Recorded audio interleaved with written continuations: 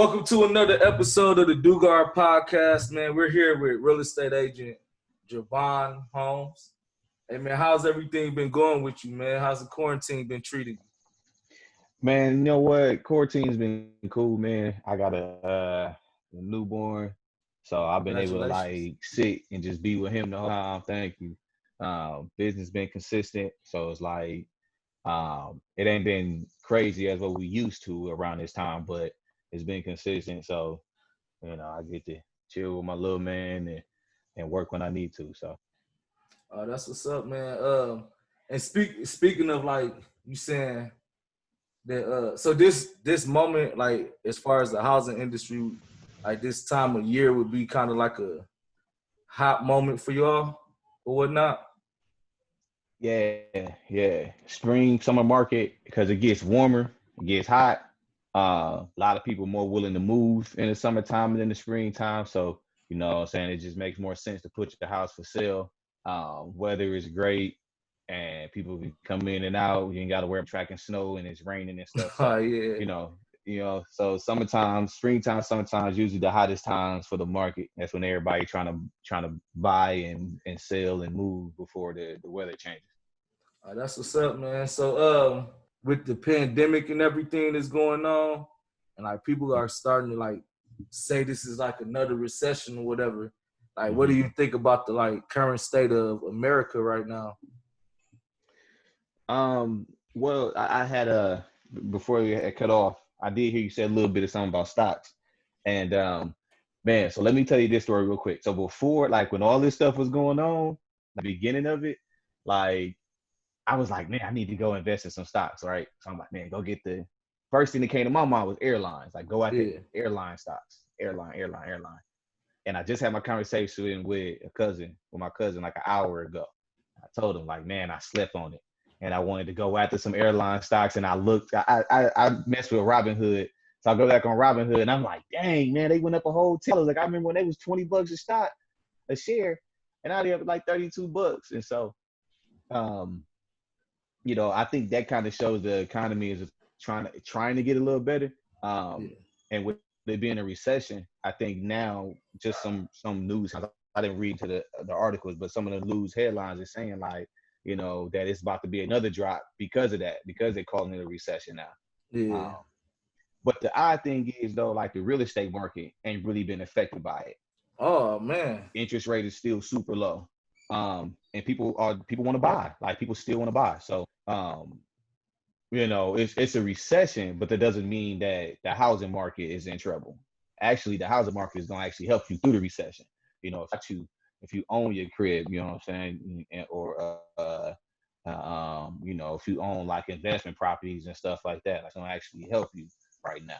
Any revenue outside of maybe like your job having to lay you off and stuff will help you during a recession. So that's why real estate right now is pretty big. Oh, that's what's up, man. I would have never thought, I would have thought real estate would have been affected by, because people saying that they ain't got the money, but I guess with it being with real like with the mortgages holding equity and all that stuff, Mm-hmm. you can't really lose money if you holding money. You get what I'm saying? Like, Right. And yes, that's what it's about. That's what it's about in the real estate market. Real estate market is like as long as houses in your area are selling for a certain price and maybe that price is more than what you bought it for, like you good. You got equity, you sitting on some cash if you need to. Like I said, the rates is low enough. The housing market is fine. A couple years ago when the housing market crashed, it crashed because the real estate market was unstable and all the crazy stuff was going on, all the illegal stuff was going on. But now it's different. But now things has changed.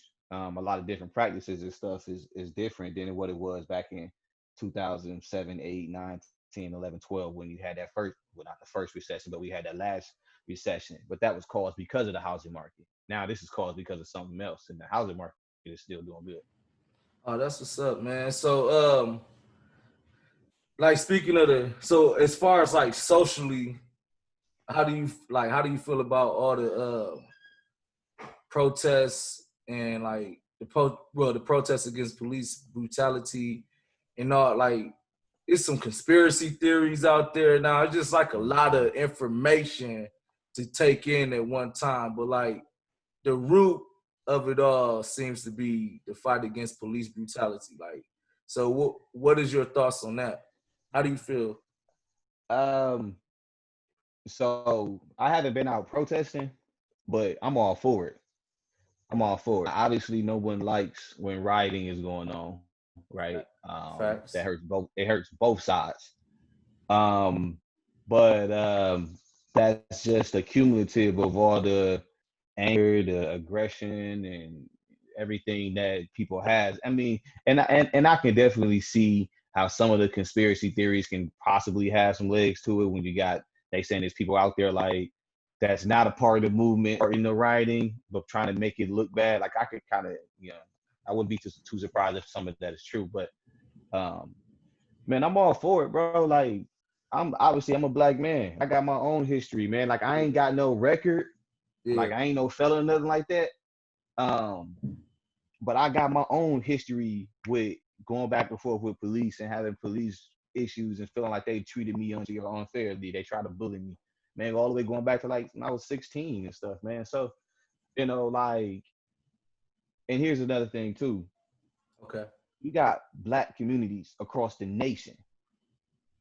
Bro, this ain't just one city saying they treating us wrong, bro. You got the whole nation. Now, Yeah. when you got Bill Cosby, Jeffrey Epstein, and the Harvey Weinstein, like these cats, they had, a lot of women, 50, 60, 70 women step up, and we like, wow, it must be true. Yeah. You know what I'm saying? Bro, we got the whole nation of police brutality. And you mean to tell Man, me like, no, that ain't enough? yeah, that's crazy, Like, bro. like how people in Milwaukee gonna feel the same way as somebody in California do about police brutality? Yeah, it got to be a You know what I'm common saying? ground there. It got to It's got be, to be some truth to it. yeah, man. So, like, what do you feel would be like when the protesters, even if the protesters continue, what do you think the next step should be? Um, I know some. Well, my theory. I mean, a lot of people believe voting is, and that's like an obvious answer, I should say. But like, what should we ask for as far as like when it comes to these candidates? What do you feel will help the Well, community? this is what I think. I think we need to build an organization that represents us. Um, so I think that's the next phase, like putting together some type of panel that that can speak for blacks. Okay. You get what I'm saying? Yeah. And once we that, all blacks can then kind of like feel about certain things. And from there, people that are educated about why they vote, when to vote, what to ask for, we can get that, what I'm saying? We can get that education and we then move forward as far as that on the voting. But we need leadership, basically, is what I'm saying. So we need like a new coalition. Like I feel you on that, man. I feel we should have some people. We should have a group of people that could come together that we trust to speak on behalf of the black community as a whole, man. Yeah. Because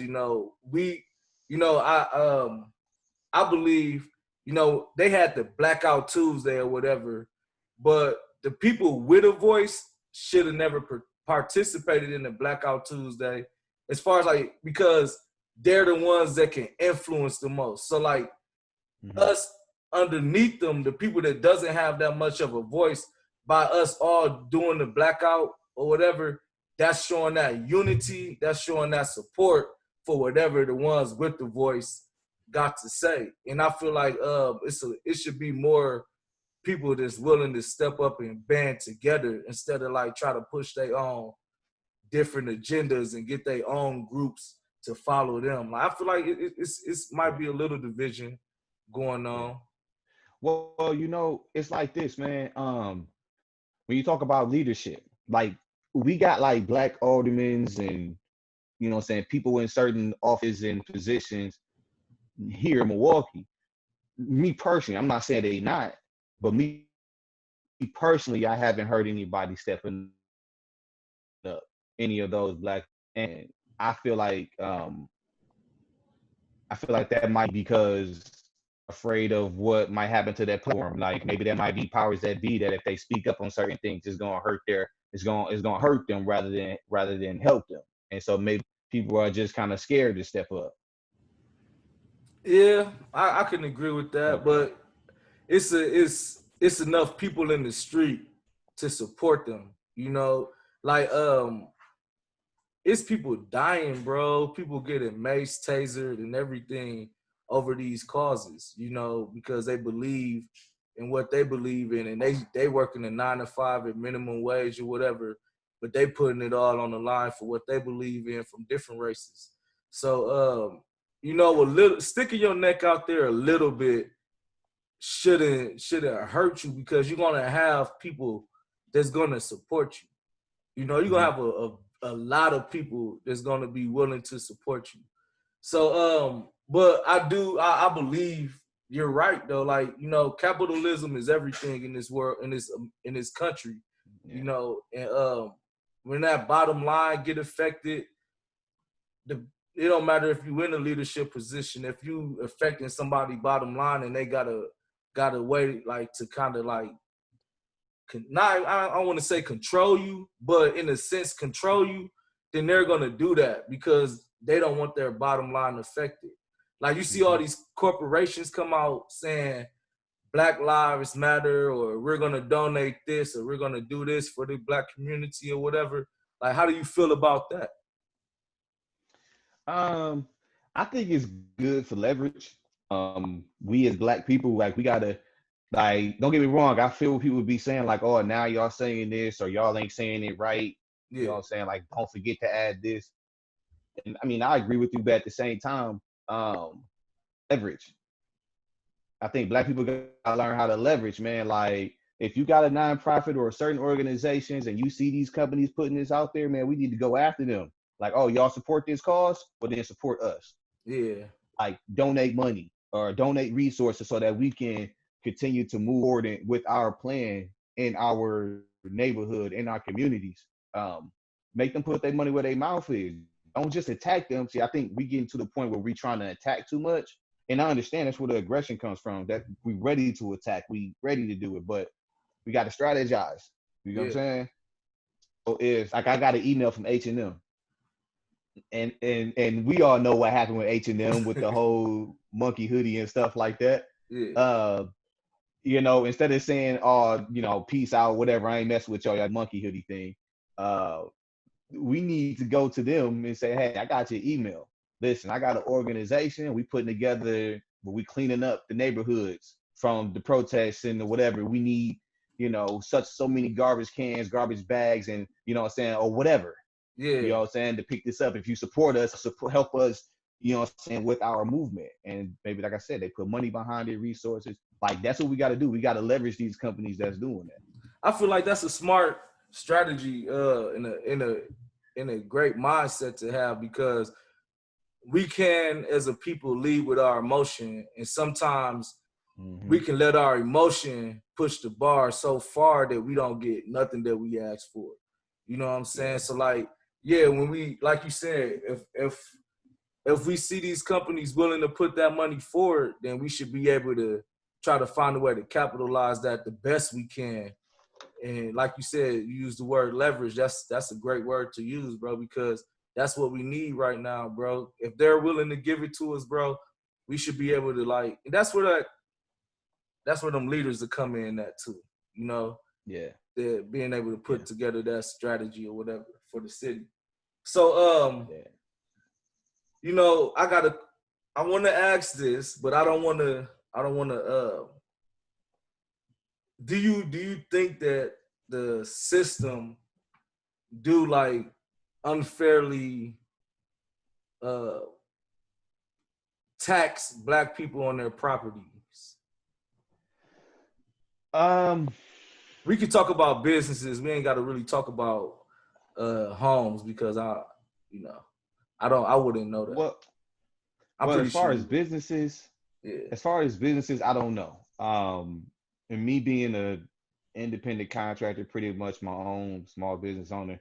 Okay. Um, you know, like when it comes to taxes on businesses, I think it's more so about us blacks having to learn about the tax laws Okay. and getting accountants that like are really willing to help our business grow, not Okay. just not just help us get the biggest refund back, but Yeah. to really know how to like take advantage of the tax loopholes and stuff like that. Like the Okay. same tax loopholes we have in small businesses or just in businesses period are the same ones that someone that Donald Trump can use or what I'm saying billionaires can use and stuff like that. Like they use the smallest ones as well as some of the bigger ones that help them when they reach that tax bracket.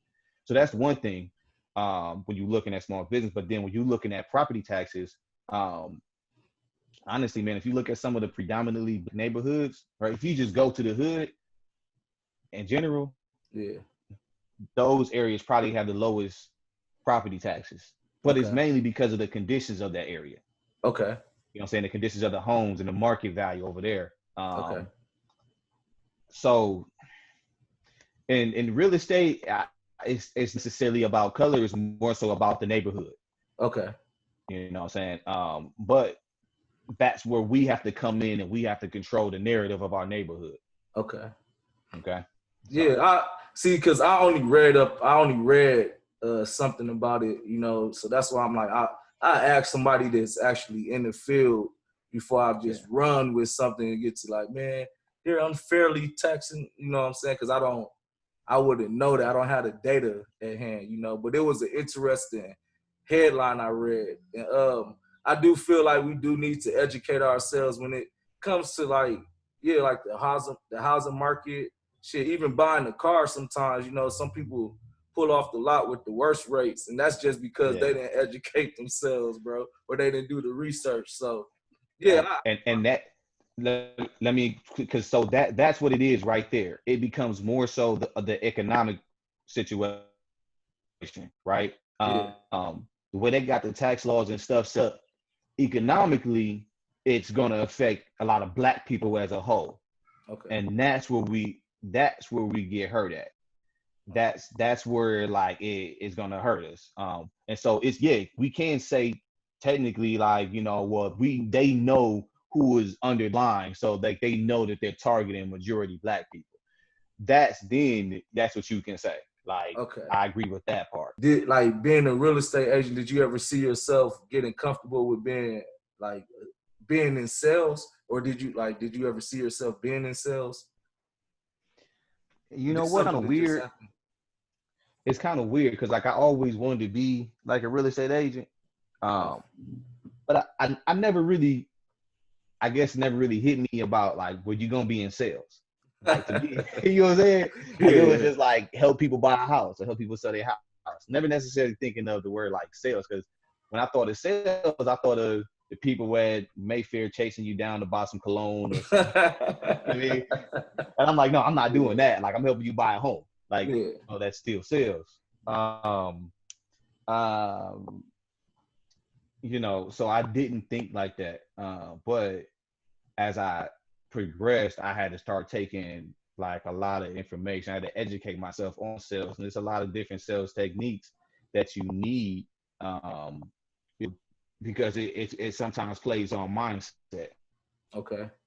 and like that's how I've gotten to where I'm in now, just based off my mindset. What do you feel is the most difficult part about the selling process for like whether you're a beginner? Well, let's say for people that want to enter, like being in sales, I guess. Um, Learning to get people to trust you. Because like what I did notice once I did get into sales, even though I didn't think of it as sales, Yeah. like people had to trust me. Like it was like you would think that people would trust you just because they knew who you were before then. But when you make transition to do that, now they're like, I don't know if I really trust you like that. So like that to me, that was the hardest transition. People to see that, yeah, like I really know this. I can really do this. I can really help you. And then, a lot of times people look at sales, they kind of like look at you as almost like a little fly or something. They like swatting you all over the place and like, yeah, whatever, when ready out, you know. Yeah. And so that to me is like the hardest part, like getting the people close to you or around you to actually believe in what you're doing and who you are at, and you know what I'm saying, in your sales position.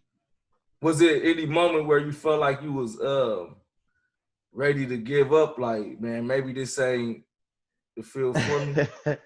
Yeah, man, of course, dude. Like, man, like being an entrepreneur, bro, like I had to, I'm telling you, bro, I had to start taking time off of like social media and stuff, dog. Like, because I would see other people in sales in my same industry posting and doing stuff, and I'd be like, man, like, well, I know this stuff. Like, how is they doing this or how are they doing that? And I'm not, or it even got worse when I started seeing people that I knew that knew I was doing going to get help from other people. Oh man. Yeah. Like, I was like, are you serious? Like, I talked to you about this 2 months ago. I talked to you about this a year ago.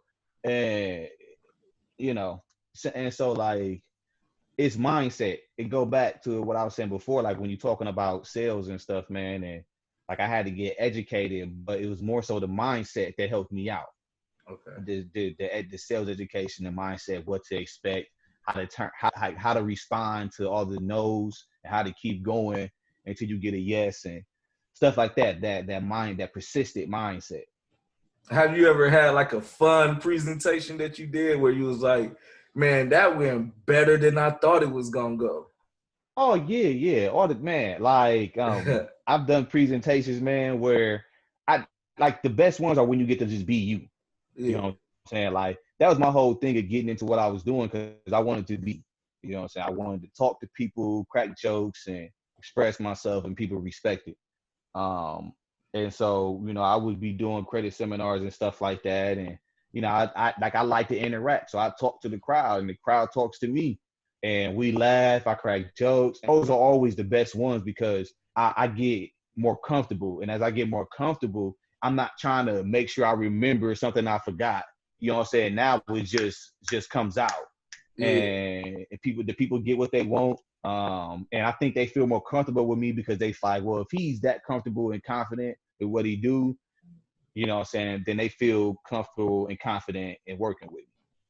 That's what's up, man. So like tell the people what so like people I said you're a real estate agent, but you do much Mm-hmm. more than that also. And you want to Mm-hmm. enlighten the people on like a little bit more of the services that you offer. Yeah, man. So I'm a realtor, right? Number one, I help people buy and sell their homes, you know. Um, but I'm also a credit repair expert. That's some would call it, or a credit expert. But I'm more so, I like to call myself as a credit educator. Okay. I like to educate people on credit. I do seminars, classes. I work with people individually. And then, yeah, I give them access to resources. I give them access to resources. I help them with the dispute process, which is removing things from their credit report. I help them get access to things that's going to add positives on their credit report. And I help them with access to budgeting tools and stuff like that. Pretty much just helping them get their money in order. Um, the thing about credit is once somebody gets their together and they got all the resources they need to maintain a great credit score, the rest of their life just falls in order after that Okay. because of the habits that you pick up from having great credit.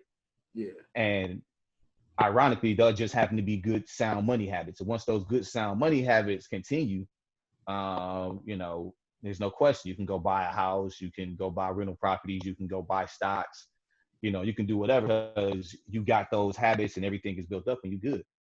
So are you one that believe that credit is better than cash, or do you believe cash is better than credit? Um, Man, you got to catch me on a certain day. One day I might think that cash is better because I can, you know what I'm saying, like, because I got the cash and I can make it happen. But then some days I might think that credit is better because I might be booking a flight with my credit card, and you know what I'm saying, like I might not have used my cash. I could have used just my credit, got some points, got some cash back, and they didn't even have to spend it down to do it. Oh, I see. You know, That's what's up right so there. you know, and it's a lot to it, bro. I think they go hand in hand, man. The Okay. king and the queen are like they can build a dynasty. So I think that's what it is. Credit definitely does give you a lot of power, especially like when you going to buy a house. Crazy story. I had a buyer one time, a guy that was trying to buy a house. Um, Kind of like a street cat, you know, he had some money and stuff. He came to me and he like, yo, I got $10,000 cash. And he's like, slams it on the table. Bam. I'm like, okay, all right, all right. But the thing is, like, I can't take 10 grand cash and just go help you buy a house with it. You Yeah. get what I'm saying? Yeah. You know, and I had people that came and said, well, I got 40 grand cash. Like, okay, cool. Like, we can help you buy houses. I can help you buy a house with that. But here's the type of houses you can only buy for 40 grand cash. Yeah. They didn't like this that they had. Now, what I was able to teach some other people would say, okay, you got 40 grand cash. The type of houses you want are within this price range. Now, you can still do what you're trying to do, like build, buy a house low and rebuild or restore it or whatever you're going to do to it and put it back on the market. I said, but maybe using just maybe 5% of that cash that you got can get us a loan, if your credit's right. It can get us a loan of about 70, 80,000, and that puts us over that hump of those those houses that we had at under 40,000. Maybe we can find you something at 60,000. All you did was put, like I said, 5% of that 40 down, then maybe you had to take another 15, 20 in cash to do the repairs and rehabs and stuff like that, and you put it back on the market 120, 130, 140. Damn. You get what I'm saying? Hell yeah. So now you leveraging your cash, but the fact that you had a good credit score helped you get more money for you to do something with. You know what I'm saying? So that's cash is king, right? That's what people like to say, but I see how that credit mattered, bro. Like you said, credit is power. I like that. Cash is king, credit is power, bro. That's what's up, though. Yeah. So man, it's great talking to you, bro. You want to tell the people where they can reach you at, man? I can put your taglines on the flyer and everything, and make sure it's visible for them. So awesome. You can find on Facebook my personal page or my business page. My personal page is Johvan Holmes, Johvon. Last name Holmes, Holmes. Or you can contact me through my business page on Facebook. It's Johvan's Real Estate and Credit Solutions. I also got an Instagram page. It's IM_JHolmes_. You can just follow me on there. If you want to reach out to me, talk to me personally over the phone. My phone number is 414-213-1278. If I don't pick up, send me a text. I'm probably the most accessible person out here. And if I can't, like I said, if I can't talk right away, shoot me a text so I won't forget to call you back. Man, that's what's up, man. Y'all heard the man. Hey, bro, it was nice chopping it up with you. We most definitely gonna have to do this again, bro. Oh yeah, for sure, man. And a little bit more. I'm gonna have to holler at you about some of these stocks too, man. I'm stepping it up now, dog. I was like, man, I can't believe I missed that. I was being scared, man. Like I'm just like Hey, look. You ain't the only one, man. I done took some I done played with scared money before, man. They say scared money don't make no money. Don't make no money. Don't make no money.